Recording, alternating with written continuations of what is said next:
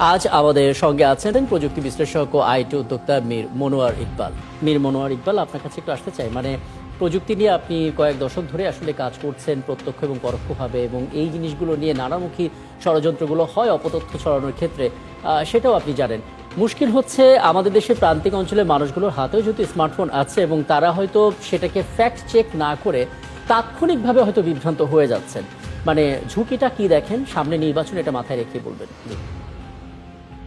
ধন্যবাদ আপনাকে। আসলে প্রযুক্তির এই যুগে প্রযুক্তির যেমন ভালো ব্যবহার আছে, সেই ক্ষেত্রে কিছুটা খারাপ দিকও আছে। আমরা যেটা দেখতে পাচ্ছি বর্তমানে সোশ্যাল মিডিয়া গুলোতে অনেক ধরনের ফেক নিউজ নিউজ আসতেছে, আবার সেটা ভিডিও কন্টেন্ট আসতেছে, অডিও কন্টেন্ট আসতেছে, এবং স্টিল অনেক ধরনের মেসেজ আসতেছে যেগুলো বিভিন্ন গণমাধ্যমের লোগো ব্যবহার করে, আবার ডিপ ফেক ভিডিও গুলো আসতেছে, যেটা দেখলে আসলে সাধারণ মানুষের জন্য বোঝা অনেক কষ্টকর যেটা আসলে সত্য না মিথ্যা।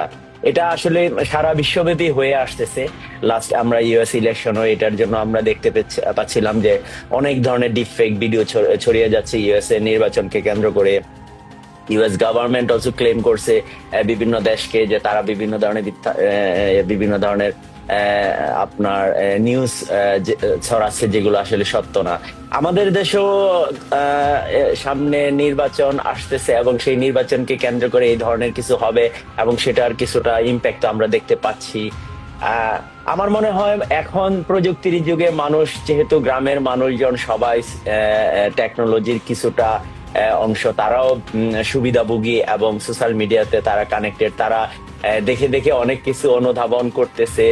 এবং এখন সোশ্যাল মিডিয়াতে আরো কিছু দেখতে পাচ্ছি, কিছু চ্যাটবটও এখন লাইক কমেন্টস এর ক্ষেত্রে এবং ভিউ এর ক্ষেত্রে এবং বিভিন্ন ধরনের ভোটিং আমি লক্ষ্য করি ইদানিং ট্রেন আকারে আসতেছে। সোশ্যাল মিডিয়া গুলোতে বিভিন্ন ট্রেন থাকে। এখন ট্রেন গুলো হচ্ছে ভোটিং এর জন্য ট্রেন, এবং অনেক আগের ভিডিও, বিভিন্ন সময়ের ভিডিওকে বিভিন্ন বিভিন্ন একজন আরেকজনকে ছোট করার জন্য কিংবা সুবিধা নেওয়ার জন্য ব্যবহার করতেছে। তো এটা আসলে যেমন হচ্ছে, এর সাথে সাথে আরো একটা জিনিস হচ্ছে যে এটার জন্য যে অথরিটি থাকা দরকার। আপনি প্রধান উপদেষ্টার কথা বলতেছেন, এটা খুবই সেন্সিটিভ একটা ব্যাপার যে আমাদের দেশে প্রধান উপদেষ্টাকে নিয়ে যদি এই ধরনের নিউজ হয় এবং নিউজ এই ধরনের কন্টেন্ট গুলো আসে, গুজব গুলো ছড়ায়, সেটা অবশ্যই অবশ্যই। এবং এগুলো কিন্তু আপনার আপনার ইন্ডিয়াতে যেমন আমাদের দেশকে নিয়ে অনেক ধরনের গুজব ছড়াচ্ছে, এতে করে কিন্তু ইন্ডিয়ার সাথে আমাদের সম্পর্ক অবনতির অনপ্ত কারণ এটা।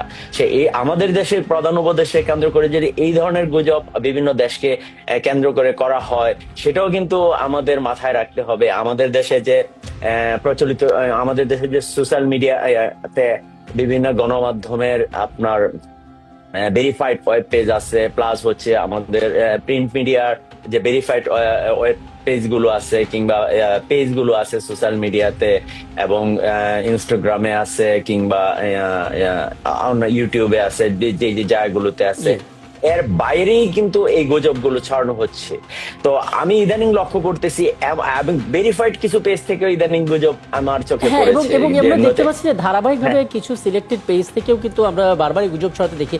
আমি একটু সবশেষ জনাব মীর মনোয়ার ইকবাল কিছু সাজেশন নিয়ে আলাপটা শেষ করবো। আপনার অভিজ্ঞতা থেকে একটু বলবেন আসলে ঠিক এই মুহূর্তে কোন কাজটা করণীয়। একটা তো হচ্ছে যে আমাদের নিজেদের সচেতনতা, গণমাধ্যমের দায়িত্ব যেটি উঠে এসেছে, এর বাইরে আর কি বলবো? এর বাইরে যেটা বলতে পারি সেটা হচ্ছে সোশ্যাল অ্যাওয়ারনেস। এই অ্যাওয়ারনেসটা আসলে সব জায়গা থেকে হতে হবে। এটা প্রত্যেকটা আমাদের আসলে গভর্নমেন্টের কাছ থেকেও সোশ্যাল অ্যাওয়ারনেসটা করতে হবে, যে ফেক নিউজের ব্যাপারে আপনাদের মূলধারা মিডিয়া যারা আছে তাদের কাছ থেকেও এই সোশ্যাল অ্যাওয়ারনেসটা তৈরি করতে হবে। পাশাপাশি আমাদের টেকনোলজিক্যাল অনেক সলিউশন আমরা এইভাবে কাজ করতে পারি। আমরা এআই দিয়ে যেমন ডিপ ফেক ভিডিও বানানো যায়, আবার এআই দিয়েও কিন্তু ফেক নিউজ স্ক্যান করা যায়। আবার এর সাথে সাথে যদি আমরা ন্যাচারাল ল্যাঙ্গুয়েজ প্রসেসিং গুলো করতে পারি, যে কে কোন ভাষায় বলতেছে, কিভাবে বলতেছে, ডিপ লার্নিং গুলো ইউজ করতে পারি, এবং ব্রাউজার এক্সটেনশনের মাধ্যমে এগুলোকে ইজিলি আইডেন্টিফাই করা যায়, এবং সে অনুযায়ী কিন্তু একটা অথরিটির মাধ্যমে এগুলোকে কিন্তু আমি বলবো না যে আপনার মানে এদের বিরুদ্ধে শক্ত কোনো আইন করা, কিন্তু যেটা ফেক সেটা ফেক, সেটাকে যেন অবশ্যই আমরা সেভাবে অ্যাড্রেস করি। আদারওয়াইজ আমি যখন গ্রামে যাই তখন গ্রামের মানুষের মধ্যে সত্যি কথা বলতে এটার একটা ব্যাড ইম্প্যাক্ট অবশ্যই আছে। তারা মনে করতেছে যেটা আসলে অনেক কিছু ঘটতেছে, আর যেটা বাস্তবের আসলে তার কাছাকাছি অনেক ক্ষেত্রে নাই। তো এটা কিন্তু কোনো না কোনো ভাবে ইম্প্যাক্ট করতেছে। বাট গুড থিং হচ্ছে যে আজাদ ভাই যেটা বলছে যে মানুষও কিন্তু এখন বুঝে গেছে যে আসলে কোনটা সত্য। সোশ্যাল মিডিয়া যারা আসলে যেমন লাইক ফেসবুক, টুইটার, এদের সাথেও কিন্তু সরকারের সাথে স্ট্রং হ্যাঁ, কমিউনিকেশন যেটা আসলে রাখতে হবে। আবুল কালাম আজাদ মজুমদার বলছিলেন যে আসলে টেক জায়ান্টদের সঙ্গে আলোচনাটা জারি রাখা, একই সঙ্গে ডিজিটাল জারি রাখা। লিটারেসি বা সচেতনতা জায়গাটাও তৈরি করা, গণমাধ্যমের দায়িত্বটা আছে। অনেক ধন্যবাদ আপনাদের দুজনকে আমাকে সময়টা দেওয়ার জন্য। নিশ্চয়ই সামনের কোনো আয়োজনে আবারও আপনাদের পাবো এবং আরো চমৎকার কিছু পরামর্শগুলো জানার সুযোগ হবে। অনেক ধন্যবাদ আমাকে সময়টা দেওয়ার জন্য।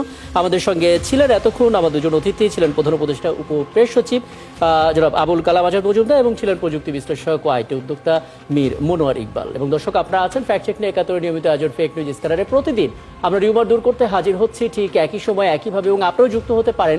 যে কোনো খবর যদি আপনাকে সংশয়ে ফেলে সেটা একটা স্ক্রিনশট আমাদেরকে মেইল করতে পারেন। মেল আইডি দেখতে পাচ্ছেন fns.71tv@gmail.com, অথবা ফেসবুকে যুক্ত হতে পারেন Facebook/fake news স্ক্যানার ঠিকানায়। আমরা সেই তথ্যের ফ্যাক্ট চেক করে আপনাদের জানানোর চেষ্টা করব।